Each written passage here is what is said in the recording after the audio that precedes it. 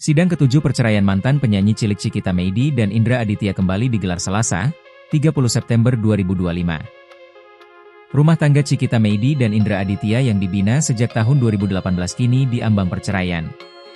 Cikita Meidi menggugat cerai Indra Aditya di Pengadilan Agama Tiga Raksa, Tangerang pada 3 Juli 2025 lalu. Alih-alih menemui titik terang, proses perceraian keduanya kini justru semakin memanas. Kini, pelantun kukuku itu dihadapkan pada gugatan balik, rekonvensi, dari Indra Aditya. Rekonvensi adalah gugatan balasan atau gugatan balik yang diajukan oleh tergugat terhadap penggugat dalam perkara perdata yang sama. Indra menuntut Cikita mengembalikan mahar pernikahan mereka. Selain itu, Indra juga meminta Cikita mengganti uang rumah senilai 938 juta rupiah. Permintaan tersebut terungkap dalam surat gugatan balik yang diterima Cikita pada sidang cerainya, Selasa. Penyanyi berusia 34 itu mengaku kaget hingga tak kuasa menahan tangisnya.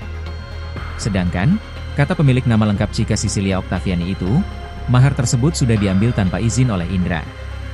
Selain mahar pernikahan, Indra juga menuntut Cikita mengganti uang muka, DP, rumah 410 juta rupiah ditambah angsuran pembayaran kredit pemilikan rumah, KPR, sebesar 528 juta rupiah.